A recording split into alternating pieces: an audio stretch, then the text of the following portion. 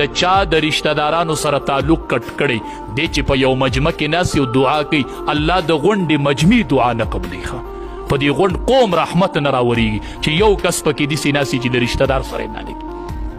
او څلورم هغه کس چې ډکې کینه پرتی د دعا الله نه قبلوي ښه ډېر عبادت ګزار دي شپې روڼۍ خو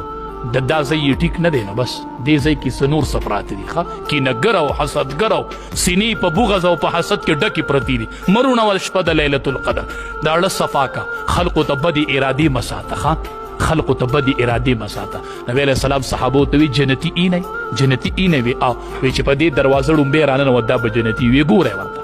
صحابو کتل یو صحابي راننوت وی دغه جنتي دی وی او صحابه ولا راغلل وی ته څه عمل کوي بل ورته وی ته څه عمل کوي څه عمل دی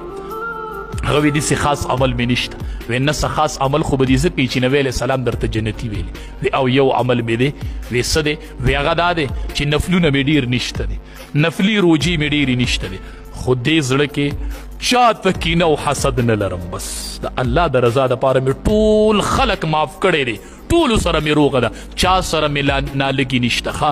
د پیر په ورځ او د زیارت په ورځ عملونه اسمان ته خیږي د پیر په ورځ او د زیارت په ورځ اکثر په دې ورځ باندې نیکان روجي نیسي ښه خو چې د چا نالګي د دې عمل وخیږي قبلیږي نه چې د چا نالګي د یو بل سره یې خبرې نه الله فرشتو ته وایي صبر وکئ ورګه چې دې روغه وکړي بیا به یې دا عمل قبول کړم بیا به یې دا عمل قبول کړم چا چې د چا سره د 3 ورځو نه نالګي په اپله کړله په دې دوران کې دې مړ شو نبی علیه السلام فرمایي دخل النار جهنم ته لاړ جهنم ته لاړ دا سره چا کړي څه دي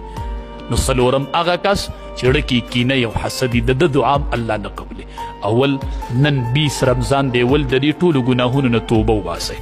په لنډو رشته دارانو ته زر زر سوال جواب وکړه چا سره نالېږي وایي زما د سره روغه ده زه پړ خیم او ته وړ خی زه پړ یم پړ زه نن زما بستره رالمه او د الله په در کې اعتکاف کوم نو زه پړ خیم ښه ما به خدای وړ کړي به زه پړ یم او ته وړ شوې چې څه مې سره کړي زه دې په خپو پرېوځم زه درنه معافي غواړم ما معاف کا زه د رب در لزم چې ما رب معاف کړي چې ما رب معاف کړي چې ته بل نه معاف کوې که نه نو تم بیا د رب در له مزه بیا تم د معافی مه کوه ښه او چې سړی دله راغی وایي ما معاف وای معافی معاف نن شلمه روجه ده ماښام به معتکفین اعتکاف ته کیني بختور خلق وی نن به د الله در ته ځي نن به د الله در ته ځي